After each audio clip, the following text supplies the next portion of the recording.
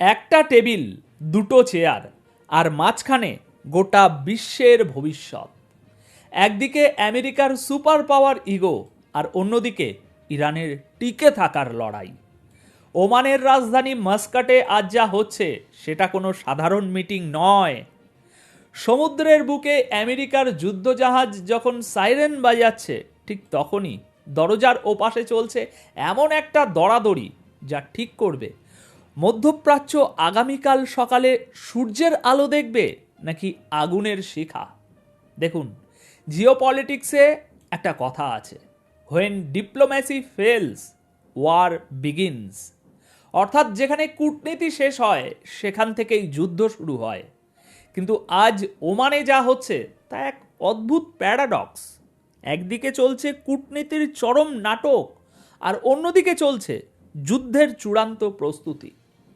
Donald ট্রাম্পের প্রশাসন এবং ইরানের সুপ্রিম লিডারের প্রতিনিধিরা আজ মুখোমুখি, জায়গাটা ওমান। আজকের প্রথম বড় ব্রেকিং, ওমানের মাস্কাটে ইরান ও আমেরিকার হাই প্রোফাইল মিটিং। ইরানের পররাষ্ট্রমন্ত্রী আব্বাস আরাকাচি এবং ট্রাম্পের বিশেষ দূত স্টিভ উইটকফ, এই দুজন কি আজ যুদ্ধের দরজাটা বন্ধ করতে পারবেন, নাকি ভুল বোঝাবুঝিতে পরিস্থিতি আরও বেশি জটিল হবে? দ্বিতীয় খবর, আমেরিকার সেন্ট্রাল কমান্ড হঠাৎ করে আজ কেন তাদের এয়ারক্রাফট ক্যারিয়ারের একটা টাইম ল্যাপস ভিডিও রিলিজ করলো? এই ভিডিওর প্রতিটি ফ্রেমে ইরানের জন্য কি বার্তা বহন করছে? এটা কি শুধুই শো অফ, নাকি যুদ্ধের ফাইনাল ওয়ার্নিং? তৃতীয় এবং গেম চেঞ্জিং ফ্যাক্টর, ইরান কি একা? একদমই না। রাশিয়া, চীন এবং তুরস্ক, এই তিন শক্তিধর দেশ আজ সরাসরি আমেরিকার চোখের দিকে তাকিয়ে কথা বলেছে। পুতিন, শি জিনপিং এবং এরদোয়ান কে কি চাল চেলেছেন বৈঠকের আগে, এবং কেন তারা হঠাৎ করে ইরানের ঢাল হয়ে দাঁড়ালেন? এই সব কিছুর উত্তর দেব আজকের এই ভিডিওতে। আসুন একদম গোড়া থেকে শুরু করি। আজকের প্রথম ফোকাস ওমানের সেই মিটিং। প্রিয় দর্শক, ইরানের পররাষ্ট্রমন্ত্রী আব্বাস আরাকাচি আজ যখন ওমানের মাটিতে পা রাখলেন, তখন তার কাঁধে শুধু একটা ব্রিফকেস ছিল না, ছিল গোটা মধ্যপ্রাচ্যের ৮ কোটি ইরানির ভাগ্য। উল্টো দিকে আছেন ডোনাল্ড ট্রাম্পের middle east envoy Steve Witkoff. Trump মানেই আনপ্রেডিক্টেবল, তিনি সকালে যা বলেন বিকালে তার উল্টো হয়ে যায়। কিন্তু একটা জিনিস ট্রাম্প খুব ভালো করে বোঝেন, সেটা হলো ডিল। ট্রাম্প নিজেকে ডিল মেকার বলেন। এখন প্রশ্ন হলো, এই মিটিংটা আসলে কি? এটা কি সত্যিই শান্তির জন্য, নাকি এটা একটা প্রেসার কুকার? দেখুন, পলিটিক্সে একটা টার্ম আছে, জোরপূর্বক কূটনীতি। আমেরিকা এখন ঠিক সেটাই করছে। তারা বলছে, আমাদের শর্ত মেনে নাও, নইলে আমাদের মিলিটারি অপশান তৈরি আছে। কিন্তু ইরান হলো সেই পুরনো দাবারু যে সহজে চাল দেয় না। ইরানি স্টেট এজেন্সি বলছে আরাকাচি সেখানে গেছেন নিউক্লিয়ার নেগোসিয়েশন বা পরমাণু আলোচনার নতুন রাউন্ড শুরু করতে। কিন্তু বিশ্বাস করুন, আলোচনাটা শুধু নিউক্লিয়ার ডিল নিয়ে নয়, আলোচনাটা হলো সার্ভাইভাল বা টিকে থাকা নিয়ে। সমস্যাটা কোথায় জানেন? সমস্যাটা হলো ট্রাস্ট ডিফিকাল্ট বা আস্থার অভাব। 2015 সালে ওবামা আমলে যে ডিল হয়েছিল, ট্রাম্প এসেই সেটা ছিঁড়ে ফেলেছিলেন। আজ সেই ট্রাম্পের লোকেরাই আবার ডিল করতে চাইছে। ইরান কি তাদের বিশ্বাস করবে? এখানেই আসল খেলা। ইরান জানে আমেরিকার সাথে ডিল করা মানে সাপ নিয়ে খেলা করা। কিন্তু এই মুহূর্তে ইরানের অর্থনীতি ধুঁকছে, তাই তাদেরও একটা রাস্তা দরকার। ওমানের এই মিটিং থেকে আজ দুটো জিনিস বের হতে পারে। এক, কোনো একটা মধ্যপন্থা যা সাময়িকভাবে যুদ্ধ ঠেকাবে। দুই, আলোচনা ব্যর্থ হওয়া, যার সোজা মানে হলো সংঘাতের দরজা আরও চওড়া হওয়া। এবং মনে রাখবেন, যখন এই আলোচনা চলছে তখন কিন্তু টেবিলের নিচ দিক দিয়ে একে অপরকে লাথি মারার কাজটাও বন্ধ নেই। আমেরিকা হুমকি দিচ্ছে, ইরান পাল্টা চোখ রাঙাচ্ছে। এটাকে আমি বলি ডিপ্লোম্যাটিক চিকেন গেম। দেখি কে আগে ভয়ে সরে দাঁড়ায়। এবার আসি দ্বিতীয় খবরে, যা দেখে বিশেষজ্ঞদের কপালে চিন্তার ভাঁজ পড়েছে। কথায় আছে, এ পিকচার ইজ ওয়ার্থ 1,000 ওয়ার্ডস, কিন্তু একটা ভিডিও সেটা হয়তো 1,000টা মিসাইলের সমান কথা বলে। আমেরিকার সেন্ট্রাল কমান্ড, যাদের কাজই হলো মধ্যপ্রাচ্যকে আমেরিকার নিয়ন্ত্রণে রাখা, তারা হুট করে তাদের অফিসিয়াল হ্যান্ডেল থেকে আজ একটা ভিডিও রিলিজ করলো। ভিডিওটা কিসের? ইউএসএস আব্রাহাম লিঙ্কনের, যা নিয়ে এতদিন ধরে আমরা জল্পনা করছি। এটা সাধারণ কোনো জাহাজ নয়, এটা একটা ভাসমান শহর, একটি ভাসমান বিমান ঘাঁটি। ভিডিওটি টাইম ল্যাপস মোডে তৈরি, অর্থাৎ খুব দ্রুত গতিতে দেখানো হচ্ছে যে এই এয়ারক্রাফট ক্যারিয়ারটি কিভাবে অপারেশন চালাচ্ছে, কিভাবে যুদ্ধ বিমানগুলো টেক অফ এবং ল্যান্ড করছে। এখন আপনি বলতেই পারেন, এতে আর বিশেষ কি ভাই, আমেরিকা তো সারাদিনই এসব করতে থাকে আর দেখায়। না বস, ভুল করবেন না। এখানেই আপনাদের বুঝতে হবে টাইম ল্যাপসের সাইকোলজি। এই ভিডিওর স্পিড, এটাই আসল মেসেজ। সেন্টকম বোঝাচ্ছে সময় খুব দ্রুত চলে যাচ্ছে, টাইম ইজ রানিং আউট। ভিডিওতে পরিষ্কার দেখানো হয়েছে যে এই ক্যারিয়ারটি বর্তমানে ইরানের স্ট্রাইক রেঞ্জের ভিতরেই অপারেট করছে। সেন্টকম ক্যাপশনে লিখছে, আমরা সবসময় তৈরি, আমরা মিশন শেষ করি এবং বিজয়ী হয়ে ফিরি। এই লাইনটা কিন্তু ওয়াশিংটনের সাধারণ জনগণের জন্য লেখা হয়নি, এই লাইনটা লেখা হয়েছে সরাসরি তেহরানের জন্য এই বৈঠকের মধ্যে। এটা একটা ডাইরেক্ট থ্রেট। যখন ওমানে আরাকাচি আর উইটকপ কফি খাচ্ছেন, তখন তাদের মোবাইলে হয়তো এই ভিডিওটার নোটিফিকেশন বাজছে। আমেরিকা বোঝাতে চাইছে, আলোচনা ভেস্তে গেলে আমাদের প্ল্যান বি রেডি আছে। এখানে আমার বিশ্লেষণ হলো, এই ভিডিওটি আসলে যুদ্ধের প্রস্তুতি যতটা না, তার চেয়ে বেশি হলো সাইকোলজিক্যাল ওয়ারফেয়ার বা স্নায়ুযুদ্ধ। আমেরিকা টেবিলে বসার আগে প্রতিপক্ষের মনোবল ভেঙে দিতে চাইছে। কিন্তু সাবধান, অতিরিক্ত পেশি শক্তি দেখাতে গিয়ে অনেক সময় পরিস্থিতি হিতে বিপরীত হয়, হাতের বাইরে চলে যায়। সেন্টকমের এই ভিডিও কি সেই আগুনেই ঘি ঢালছে? এখন আসি এই ভিডিওর সব থেকে ইন্টারেস্টিং পার্টে। আমেরিকার এই হুমকির মুখে ইরান কি একা? একদমই না। আর এটাই হলো সেই ফ্যাক্টর যা ওয়াশিংটনকে রাতে ঘুমোতে দিচ্ছে না ঠিকঠাক করে। 3টে নাম মনে রাখুন, রাশিয়া, চীন এবং তুরস্ক।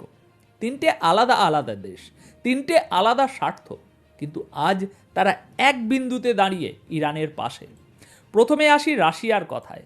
রাশিয়ার ইউএন অ্যাম্বাসাডার ভাসিলি নোবেনজিয়া যা বলেছেন তার ডিপ্লোম্যাটিক ভাষায় রীতিমতো ধমক। তিনি বলেছেন, ইরানের বিরুদ্ধে যুদ্ধ হলে সেটা পুরো রিজিয়নকে কাঁপিয়ে দেবে এবং রাশিয়া এটা কখনোই মেনে নেবে না। কেন রাশিয়া এত বিচলিত? কারণ ইরান হলো রাশিয়ার অন্যতম প্রধান ড্রোন এবং অস্ত্র সরবরাহকারী।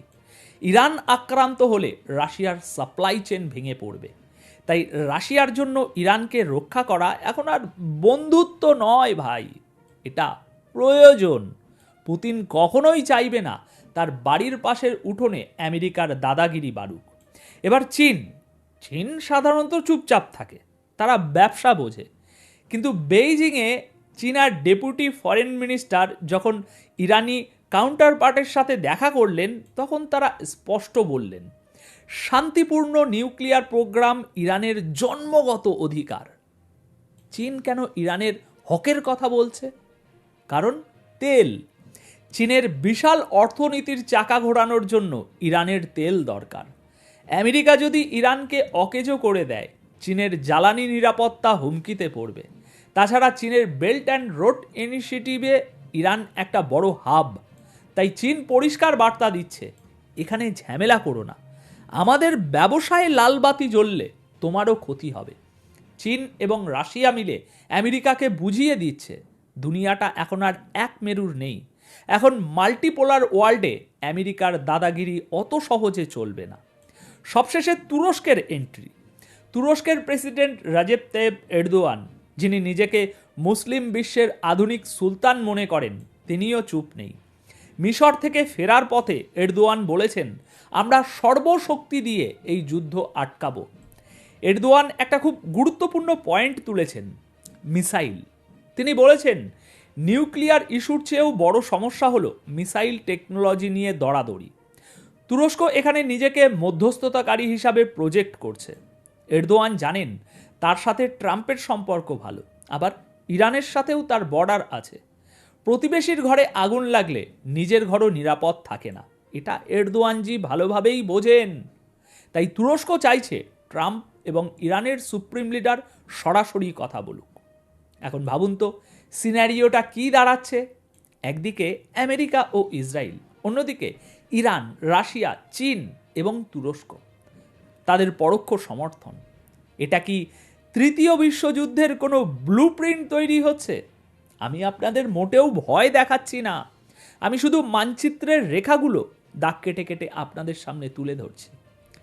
দেখুন, আমেরিকা, রাশিয়া, চীন সবাই যখন ইরানের ইস্যু নিয়ে কথা বলে তখন তারা আসলে নিজেদের স্বার্থের কথা বলে।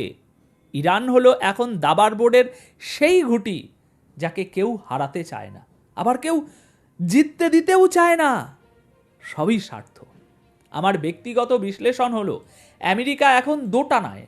ট্রাম্প জানেন নতুন করে একটা যুদ্ধ করা মানে তার আমেরিকা ফার্স্ট নীতির একেবারে 12টা বাজানো। যুদ্ধের খরচ, তেলের দাম বৃদ্ধি এবং আমেরিকান সৈন্যদের কফিনে করে দেশে ফেরা, এটা কোনো প্রেসিডেন্টই তার টার্মের শুরুতে চান না। আবার উল্টো দিকে ইসরায়েলের লবি এবং আমেরিকার মিলিটারি কমপ্লেক্স ট্রাম্পকে চাপ দিচ্ছে ইরানে আর একটা যুদ্ধ শুরু করতে। আমি যতদূর বুঝতে পারছি ওমানের এই মিটিং আসলে একটা মুখ রক্ষার চেষ্টা। উভয় পক্ষই চাইছে যুদ্ধ না করে কিভাবে জেতা যায়। কিন্তু সমস্যা হলো ইগো। যখন ইগো রাজনীতির চেয়ে বড় হয়ে দাঁড়ায় তখন যুক্তি জানালা দিয়ে পালিয়ে যায়। সেন্টকমের ভিডিওটা যেমন ভয়ের, ঠিক তেমনই রাশিয়ার সাপোর্ট ইরানের জন্য অক্সিজেনের মতো। এই ব্যালেন্স অফ পাওয়ার বা শক্তির ভারসাম্যই হয়তো এখনই বড় যুদ্ধ লাগতে দিচ্ছে না। একে বলে ডেটারেন্স। কিন্তু এই ভারসাম্য খুবই নড়বড়ে দর্শক। একটা ভুল আর পুরো ব্যালেন্স তাসের ঘরের মতো ভেঙে পড়তে পারে। মনে রাখবেন, ইতিহাস আমাদের শেখায় সব বড় যুদ্ধ শুরু হয়েছিল এমন কিছু ঘটনা থেকে যা প্রথমে খুবই নগণ্য, ছোট মনে হয়েছিল। ওমানের বন্ধ ঘরে যারা বসে আছেন আজ, তারা কি ইতিহাসের সেই শিক্ষাটা মনে রেখেছেন? এখন সবশেষে একটা কথা বলবো, পৃথিবী এখন এক সন্ধিক্ষণে দাঁড়িয়ে। আজ ওমানে কি ডিল হবে নাকি কাল সকালে আমরা যুদ্ধের ব্রেকিং নিউজ দেখব, তার সময়ই বলবে।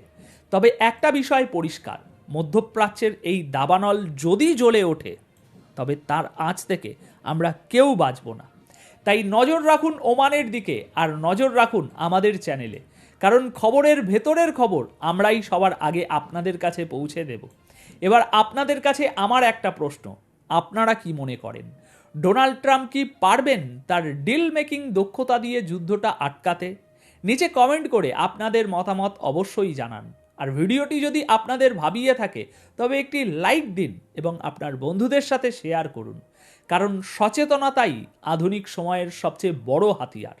দেখা হবে পরের ভিডিওতে আরও কোনো বিশ্লেষণ নিয়ে।